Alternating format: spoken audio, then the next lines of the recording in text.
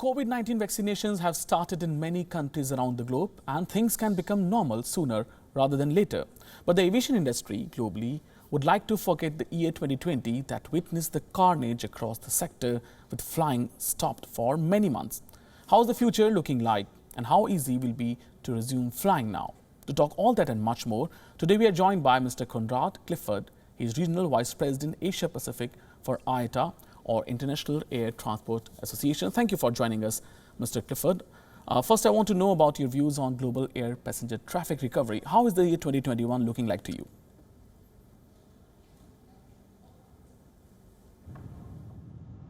So 2020 was the worst year in aviation history, with $118 billion of losses, quite unprecedented and catastrophic.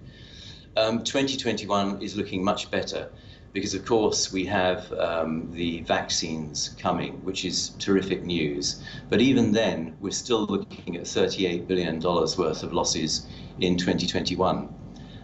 We're seeing pickups in domestic markets first, and globally, we expect domestic markets to get back to cash positive by about 2022. On the international markets, we're looking at 2024 before we get back to 2019 levels. So it's a lot longer. It's going to be a long, slow haul out of the difficult situation that we've seen this year. But as I said, vaccines are giving us a lot of cause for optimism. And what are the plans to launch the health passport or COVID-19 passport? Explain a bit about this new concept. How is it going to work?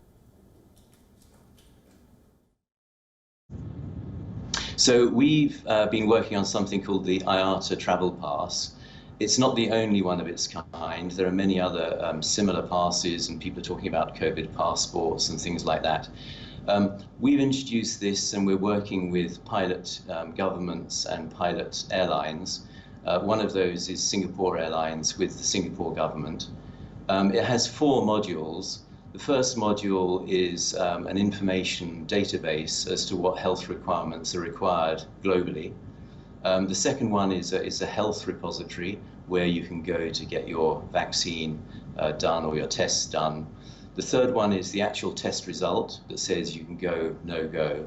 And the fourth one is a contactless app to assist you through the airport with as little physical contact as possible.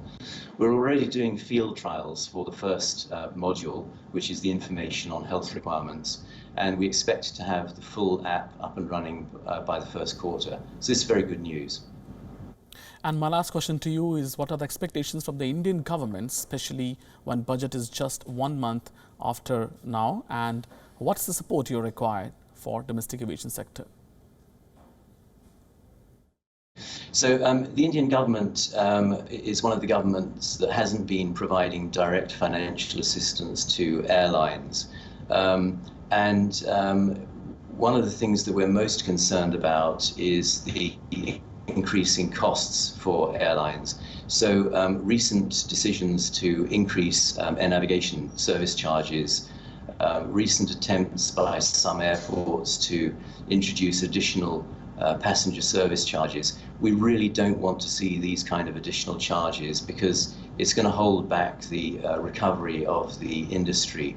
What we want government to look at is ways to actually reduce charges to airlines. And for example, the domestic fuel costs in India are much higher than in most other markets.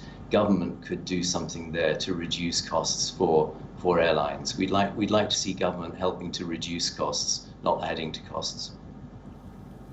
WION now available in your country. Download the app and get all the news on the move.